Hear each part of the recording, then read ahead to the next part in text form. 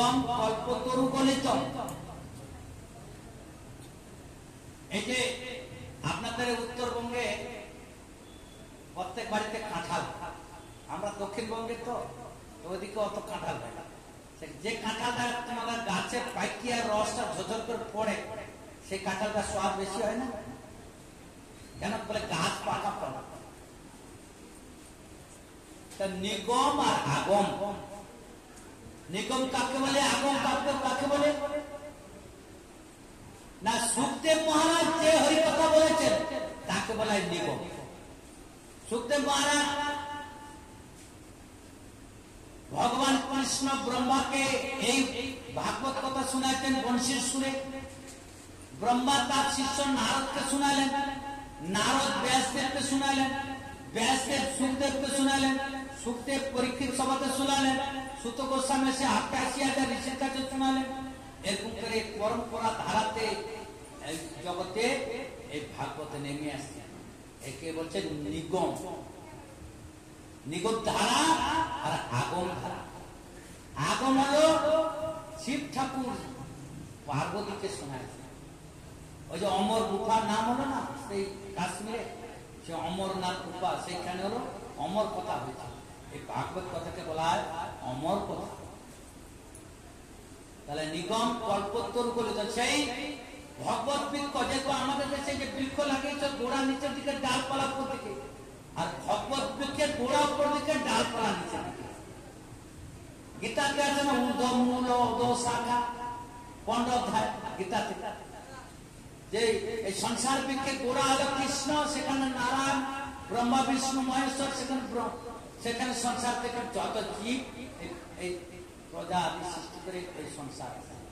তাহলে গোড়াটা পড়বে সেই কল্পতরু গলিত পাকা ফল সবজি চলে ভাগবত।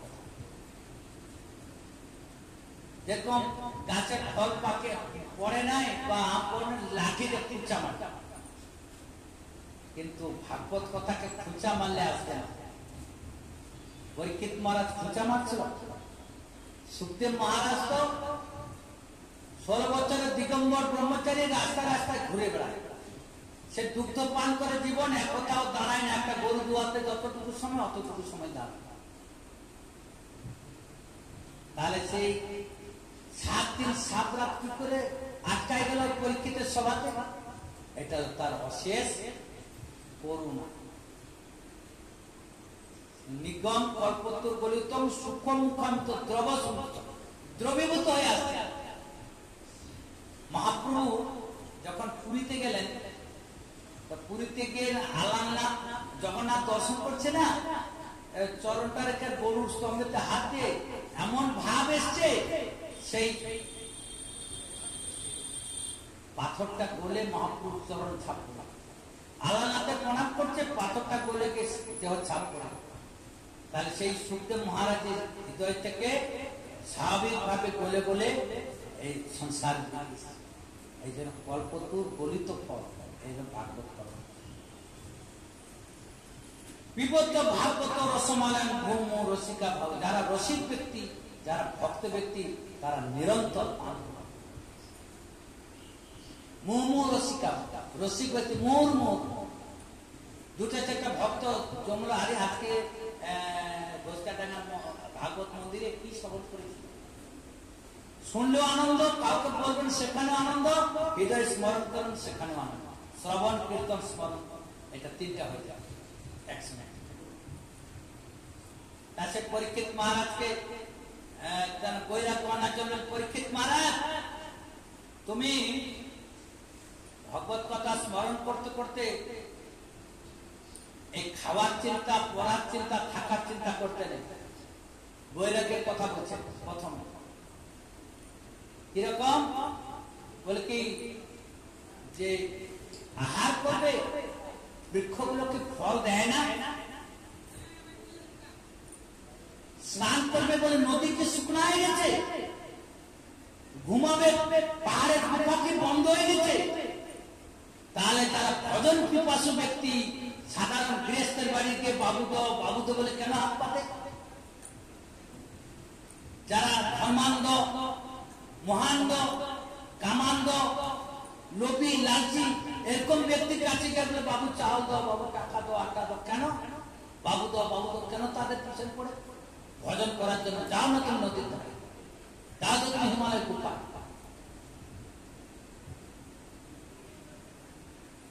ভজন না করে বেঁচে থেকে লাভ কি?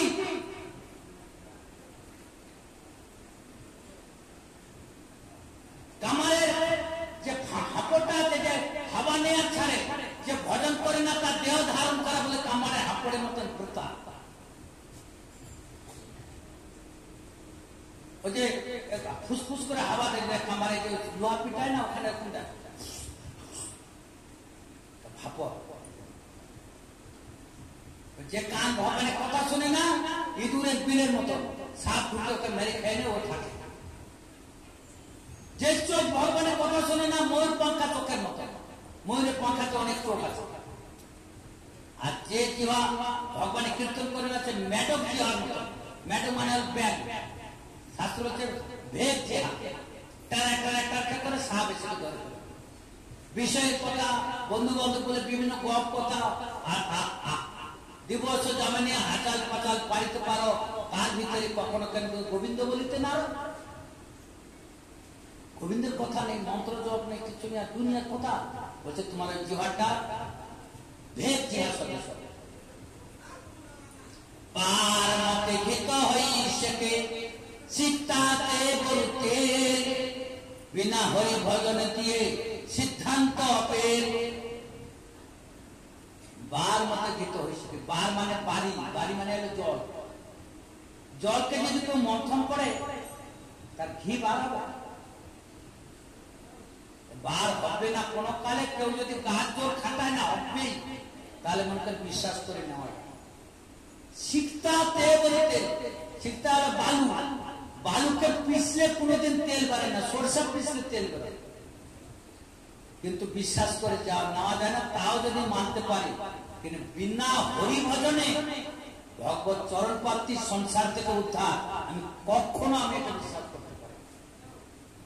মহারাজ যখন সুখদেব গোস্বামী এরকমই তত্ত্ব বলছে, তখন পরীক্ষিত মহারাজ একদম সে তৈরি করছেন। আর বলে মহারাজ, আরো বলে আমি তো এই সংসারের বিষয় আশ্রয় নিয়ে রাজ্য কাজ চালাতে গিয়ে একটু জল পিপাসা দিচ্ছি, গলায় মরা সার্প দিয়ে আসছি। মহারাজ আরো বলো, আরো বলো। বৈরাগ্যের কথা, বৈরাগ্যের কথা বলে তারপরে সেই পরীক্ষিতের জন্ম কথা বলবে। চতুর্থ স্কন্ধ বলতে একটু টাচ করে যায়। এগুলো পরীক্ষিতের জন্ম কখন হয়েছিল না? কুরুক্ষেত্রের যুদ্ধে। আর একটা কথা বলছেন, ভজনের কথা বলছেন, তদাত্মসারং হৃদয়ং বাতেয়ং তদ্বিজ্যমানং হরিনাম দেয়। হরিনাম করবে, কীর্তন করবে, ভাগবত শ্রবণ করবে, তদাত্মসারং হৃদয়ং বাতেয়ং। ভাগবত কথা কীর্তন হরিনাম করার সময় হৃদয় টকটকে উঠবে, রোমাঞ্চিত হবে, ভগবত চিন্তায় মগ্ন হয়ে যেতে হবে, তবে সে অনুভব করতে পারবে ভগবত তত্ত্ব। তদাত্মসারং হৃদয়ং বাতেয়ং তদ্বিজ্যমানং। হরিনাম করার সময় কোন কিছু তার কানে প্রবেশ করবে না, একমাত্র সে দেখবে সেই ভগবত লীলা। কৃষ্ণাম মহামন্ত্রে স্বভাব, যেই জন্য তারে কৃষ্ণ পর্যায় ভাব। এগুলো কথা প্রথমে পরীক্ষিত মহারাজকে শক্ত করে দিচ্ছেন, কি ভাগবত কথা কেমন করে শোনো।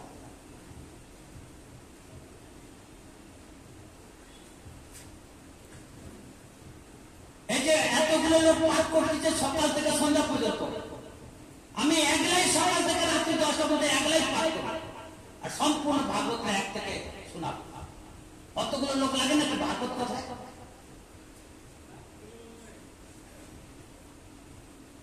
সে সকাল 6টায় বসবে, রাত্রি 11টায় আর শ্রোতা দিয়ে।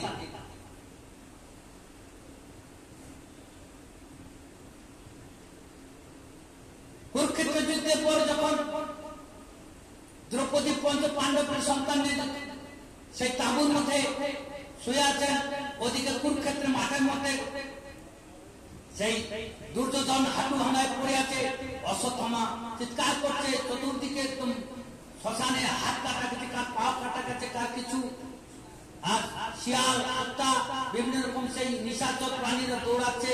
এমন সময় অশ্বত্থামা তার বন্ধু বলছে, বন্ধু দুর্যোধন, তোর এত কষ্ট আর ভীম তোর গরু ভেঙে দিচ্ছে। বলে হ্যাঁ, এখন কি করব, যন্ত্রণায় ছটফট করছে। একটা হাত কেটে গেলে কত যন্ত্রণা হয়, আর উরু ভেঙে গেলে তার কি কষ্ট। বলে ভাই বন্ধু, তোমার সন্তুষ্টির জন্য আমি পঞ্চ পাণ্ডবের মাথা কেটে দিই। রাত্রিবেলা উদাহরণ দিলেন যে রাত্রিবেলা পক্ষী আদি, কাক আদি পক্ষী শুয়ে থাকে, আর পেঁচা রাত্রিবেলা দেখতে পায়, সে তখন গিয়ে পক্ষী আদি কাককে মেরে ফেলে। আমি এই পদ্ধতিতে আমি রাত্রিবেলা যাব, আর ওই তাঁবুর ভিতরে ঢোকে পঞ্চপাণ্ডব ঘুমায় থাকে, তার মাথা কেটে তোমার সৌত উঠাবো। কৃষ্ণ এটা টের পেয়ে গেছে। কৃষ্ণ বলছে, এই পঞ্চপাণ্ডব, তোমরা এই তাঁবুতে, দ্রৌপদীর তাঁবুতে ঘুমাতে হবে না, তোমরা অন্যত্র যাও তো। পঞ্চপাণ্ডবকে অন্য জায়গায় পাঠাচ্ছি কেন? কৃষ্ণ গীতাতে অর্জুন বলছে, অর্জুন প্রতিজ্ঞা করে আমার ভক্তের বিনাশ না। এই জন্য ভগবান তার ভক্তকে সবসময় রক্ষা করে। এদিকে অশ্বত্থামা তাঁবু চিরে ঢুকে গেল, দেখছে যে 5 জন আর দ্রৌপদীতে 6 জন শুয়ে আছে। হালতে হালতে দেখছি তার চুলটা বড়, এটা দ্রৌপদী, এটা পঞ্চপাণ্ডব। কিন্তু পঞ্চপাণ্ডব মানে যে ভীম অর্জুন নকুল সহদেব না, পঞ্চপাণ্ডবের ঔরসের দ্রৌপদীর 5 সন্তান। খচাখচ করে 5টা মাথা কেটে নিয়ে আবার পালাই গেল। কে? অশ্বত্থামা।